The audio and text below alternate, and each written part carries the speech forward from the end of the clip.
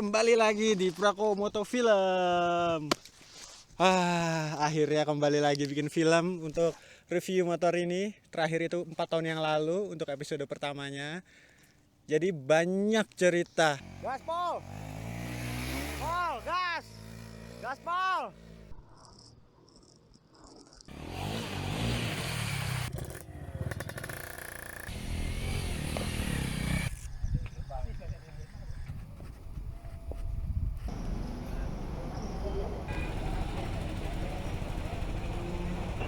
Mepet banget.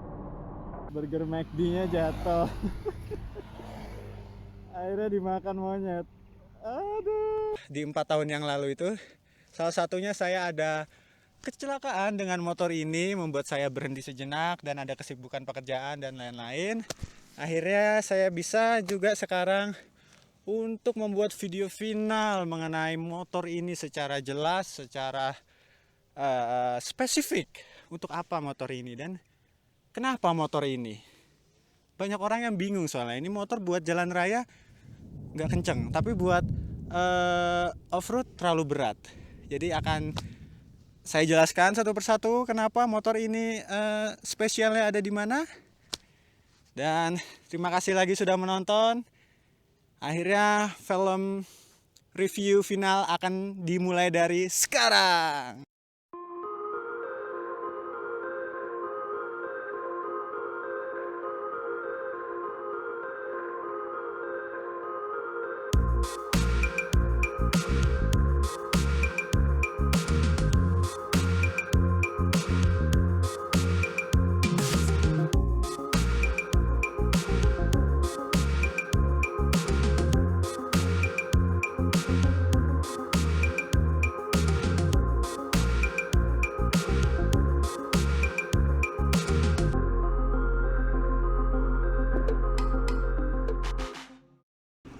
Untuk masalah performa 250 cc itu menurut saya bagaimana ya, bukan juga lambat tapi bukan juga cepat.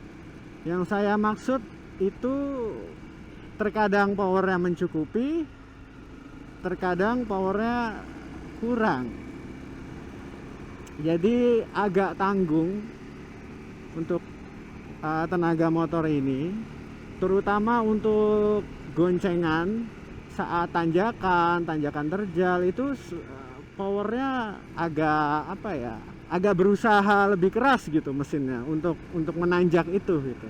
Dan mungkin ada cara lain itu dengan mengganti gear belakang yang lebih besar, cuma top speednya akan menurun yang pasti. Hanya saja torsinya akan naik. Jadi tinggal pilih aja, kalau misalnya lebih suka off-road, lebih sering off-road, itu gearnya cari yang belakangnya lebih besar. Untuk yang suka perjalanan jalan raya, itu gear standar sudah cukup, bisa lari 90-80 dengan nyaman, dengan hemat bensin itu di kisaran 80-an 90-an. Jadi gimana ya, bagaimana kalau remnya mas? Cakram depan itu cukup besar, jadi untuk pengereman saya bilang ini sudah sangat oke, tidak perlu di-upgrade kembali. Rem depannya pakem. Ini saat kita coba saat turunan ini. Oke, ini dibantu dengan engine brake. Coba saya kopling. Ini full rem. Remnya pakem. Dan selama ini sih nggak pernah ada masalah, misalkan kepanasan atau saat turunan terjal seperti ini yang terus menerus kepanasan, lalu minyaknya kepanasan, lalu blong ya kan, itu ya jangan sampai pernah. Cuma nggak ada masalah sih selama ini, karena selalu harus selalu gunakan engine brake. Seberapa canggih rem Anda, tapi kalau saat turunan yang non-stop, pergunakan fungsi dari mesin kita, yaitu engine brake. Ada satu yang perlu diketahui juga, ada batas dari rem pakem ini, dikarenakan motor ini menggunakan ban semi off-road. Jadi itu harus ingat, traksi dari ban semi off-road itu tidak semaksimal dengan ban jalan raya. Pasti ada kalanya tidak cukup traksi saat hujan, dia akan mengunci bannya.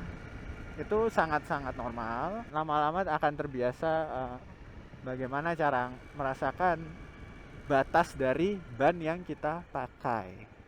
Jadi ya limitasinya itu ada di ban dari motor ini, bukan dari remnya. Halo Pak, beli tiket lagi.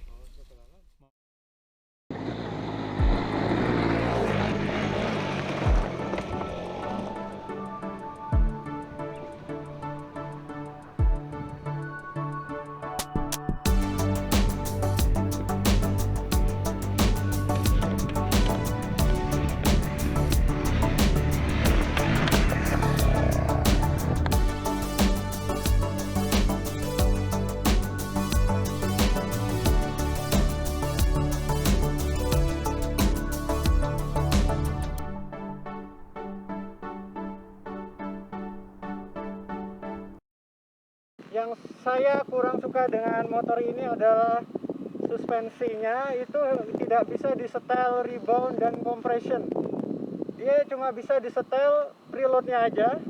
Jadi preload itu menyetel kekerasan dari per tersebut sesuai dengan beban yang dibawa. Jadi masing-masing rider kan berbeda. Ada rider dengan membawa barang-barang yang banyak dengan box samping, box atas, atau buat kalian yang berboncengan itu harus selalu disetel preload tersebut menyesuaikan beban yang kita bawa. Kalau tidak, dia akan terlalu ambles dan itu sangat tidak aman karena akan tidak stabil saat di jalan raya, saat berbelok itu tidak stabil.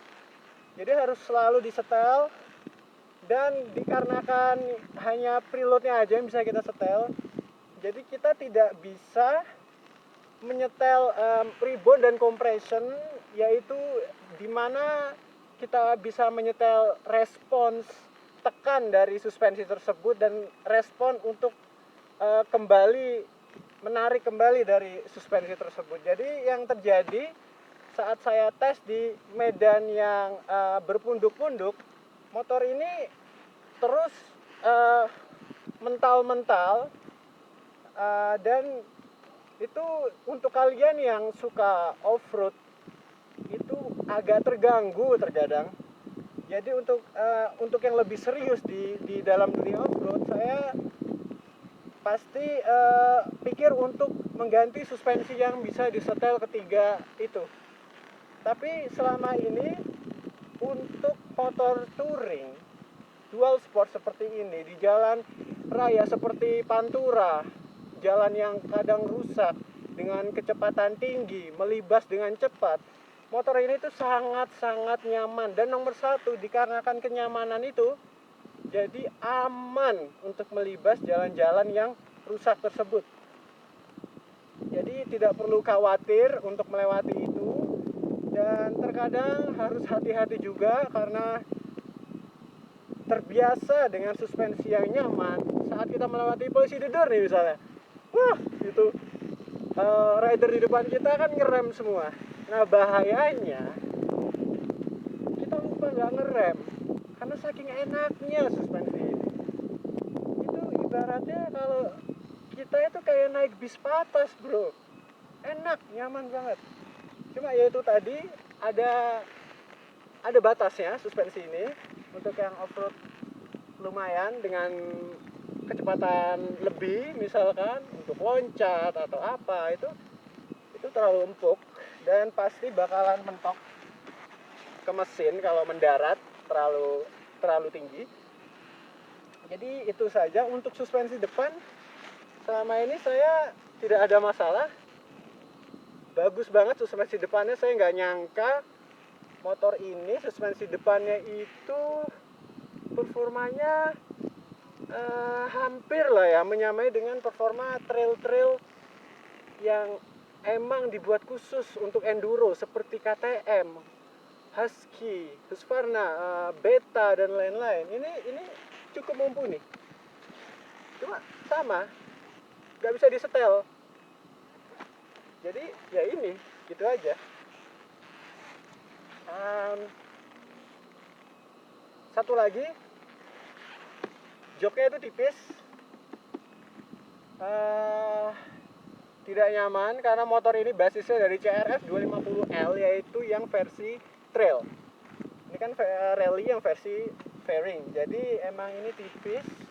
Gunanya emang untuk posisi riding yang fungsinya saat kita turunan, beban kita di belakang, saat kita tanjakan, beban kita di depan, dan seterusnya. Maka dari itu joknya rata dan tipis. Emang tidak didesain untuk saya bilang tidak didesain untuk goncengan yang pastinya. Ini tipis sekali. Teman-teman saya yang gonceng di belakang itu selalu komplain karena motor ini motor egois. Betul. Kalau sendirian ini enak banget. Jadi untuk kalian mau berboncengan, paling ditambah jok tambahan di belakang. He is a enduro rider from Russia, and he's telling me, looking from my behind, that my bike is too soft. The suspension. Not too soft, but you're right. In this bike, Dakar bike. Yeah, and, replica. It must be soft Yeah, for yeah. long road. I see. Yeah, But for hard enduro, of course, it's too soft. yeah. But it's too heavy for hard enduro, and don't have enough power. Yep. I'm agree. Yeah. But for this, for traveling, I think it's perfect. It's still doable. Yeah, Yeah. you have so much spaces For luggage. Yeah. and navigation. Yep. You don't have anything. Just like Dakar. It's a the baby Dakar, I think. Yeah. Okay. Thank you, Mr. It's okay. Sogi. Yeah. Yeah. He's a professional photographer as well. So and I'm learning camera. So it's good to meet him. A fellow dirt bike. Okay. Thank you. Thank you. Nah, di saat inilah dibutuhkan gear belakang yang lebih besar. Karena saat itu saya mencoba untuk power sliding, tetapi torsi yang dikeluarkan masih kurang cukup juga. Sampai-sampai mesin mati. Maka dari itu jika diganti gear lebih besar, saya yakin pasti motor bisa power sliding dengan torsi yang mumpuni.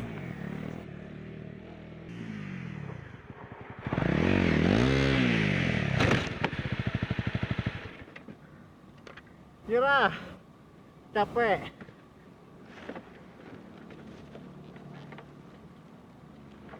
Sekarang kita waktunya berbicara tentang kualitas motor ini. Dari segi bodi, plastik-plastik itu memang lumrah sekali untuk motor-motor trail. Jika emang dibuat untuk trail itu pastilah ada yang pecah saat jatuh atau apa itu. Beberapa materialnya kan berbeda. Untuk fairing ini kalau tidak salah itu bahannya ABS plastik, sedangkan yang ini apa ini ya, berbeda pokoknya bahannya. Jadi yang berbahan yang warna merah ini lebih lentur, tidak gampang pecah daripada yang ABS ini. Punya saya ini sudah patah, di sambungan sini juga udah patah, situ patah, sebelah sampingnya juga sudah patah. Andai saja semuanya bahannya disamakan dengan yang ini, seperti motor-motor trail lainnya, KLX, CRF 150, itu mereka pakai bahan yang seperti ini semua. Lalu motor-motor Husky, KTM itu juga bahan yang lebih lentur, jadi tidak gampang pecah. Selebihnya, oh iya, dulu ini sangat mengecewakan sekali. Jadi subframe-nya rangka belakang. Jadi rangka ini dibagi dua, rangka utama sama rangka belakang, subframe namanya. Nah, itu baut yang di atas itu sempat copot saat saya pakai trail di Hambalang. Saya kaget saat saya riding, kok tiba-tiba turun. Ternyata ini setengah ke belakang itu sudah turun karena lepas subframe-nya. Padahal baut itu belum pernah saya buka sama sekali. Itu masih kenceng dari pabriknya, harusnya tidak akan lepas. Tapi karena getaran saat kita main off-road yang terus-menerus bergetar, akhirnya baut itu kendor, akhirnya lepas. Nah, ini juga yang saya lihat dari model CRF 250 Rally 2021 ke atas, itu rangkanya dirubah. Jadi Honda menggunakan rangka yang berbeda dari tahun 2021 ke atas, yaitu sekarang subframe-nya dilas, bukan di baut. Nah, itu juga ada plus minusnya. Kalau saya lebih suka yang di baut, karena jika kita motor jatuh atau subframe-nya bengkok, butuh diganti, itu cuma tinggal ganti subframe aja, selesai. Sekarang sudah dilas sambung menjadi satu. Kalau ada kenapa-kenapa, otomatis satu rangka set harus diganti. Kalau misalnya tidak terselamatkan, harus ganti rangka baru misalkan. Dan itu juga akan memakan proses untuk surat-surat, nomor rangka berubah, dan lain-lain, ya kan. Itu aja yang sangat-sangat mengecewakan sekali. Yang lainnya saya rasa itu bagus. Motor ini sudah sering sekali jatuh di off-road karena motor ini salah pergaulan. Di mana-mana mereka ikut touring jauh gitu. Kalau ini salah pergaulan jadi ikut anak-anak enduro, anak trail. Dia loncat, dia pengen ikutan loncat, repot. Jadinya agak hancur. Ini frame apa sih ini namanya ya, frame konsol depan, tower, apa itu, tower navigasi lah mungkin di Dakar nyebutnya, itu sudah bengkok, sudah diluruskan lagi, dipanaskan lagi, diluruskan lagi, jadi sudah tidak lurus, udah banyak cacatnya motor ini. Ya, oh ya, satu lagi masalah ketersediaan spare part.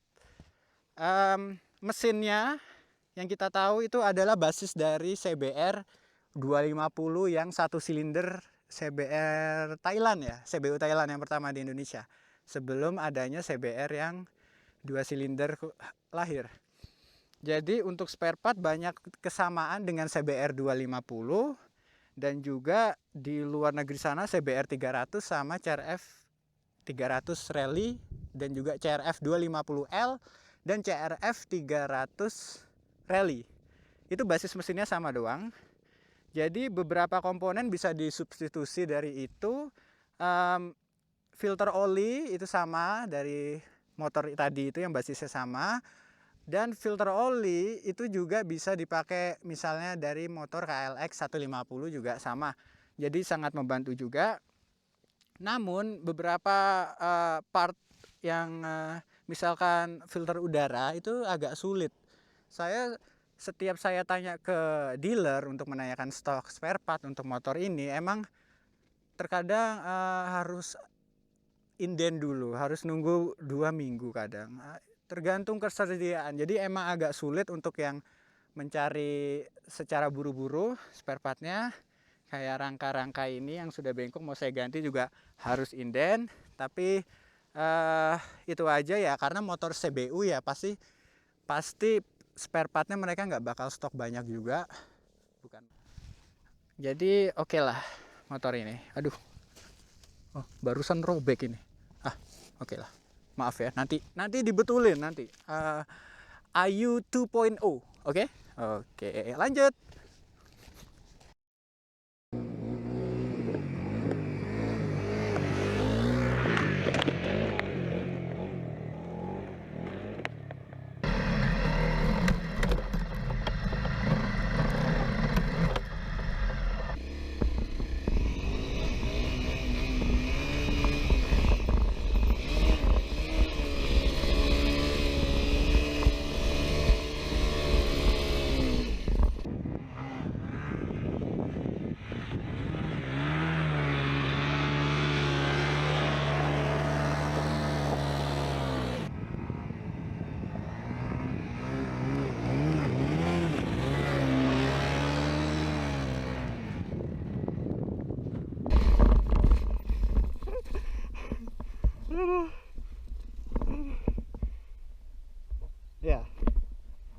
selalu bersemangat.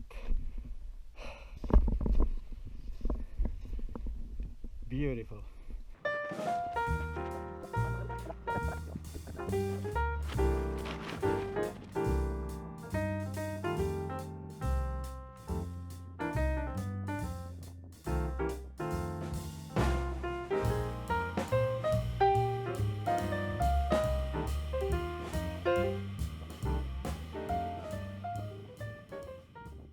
Perjalanan sendiri itu berbahayanya karena tadi kayak gak ada orang yang bisa nolong kalau lagi ada keadaan darurat.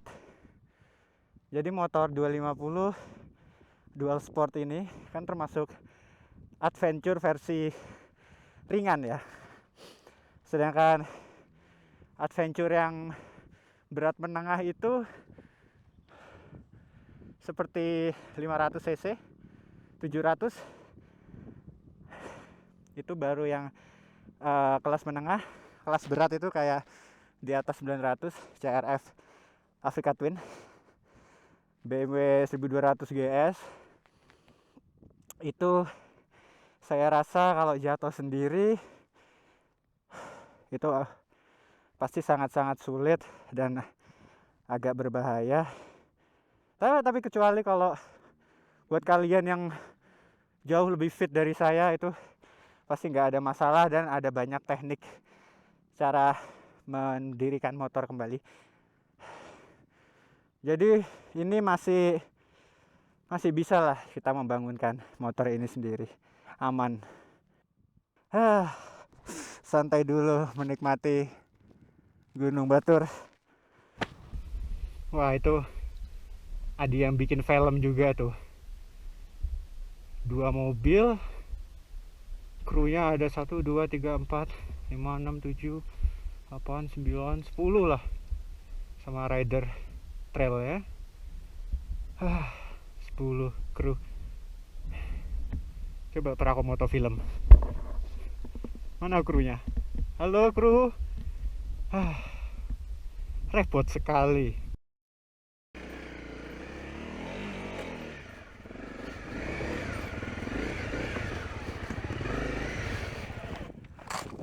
Jadi serunya motor ini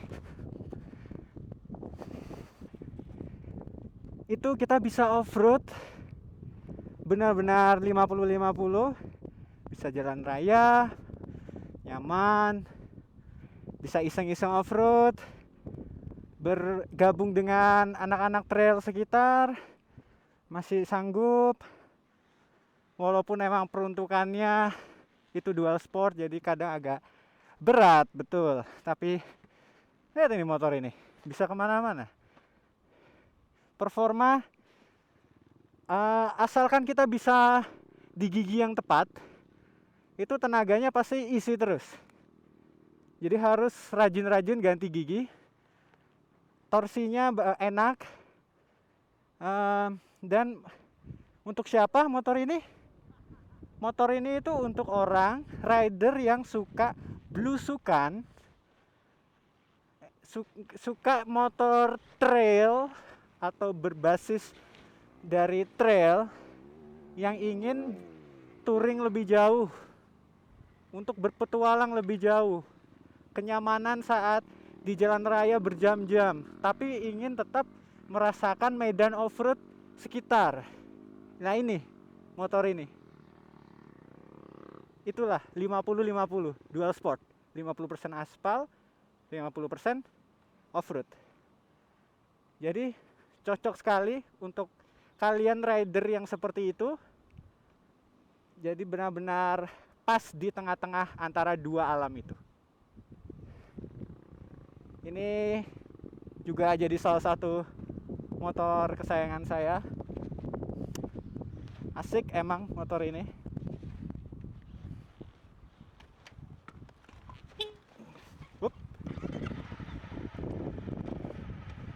Oke, mari kita lanjut.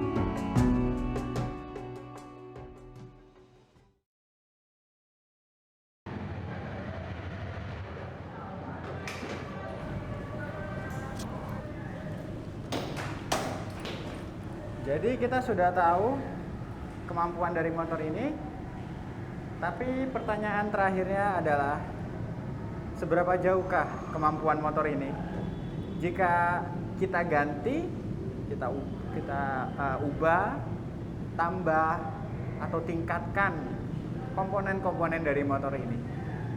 Jadi Ayu versi kedua? Saya juga penasaran.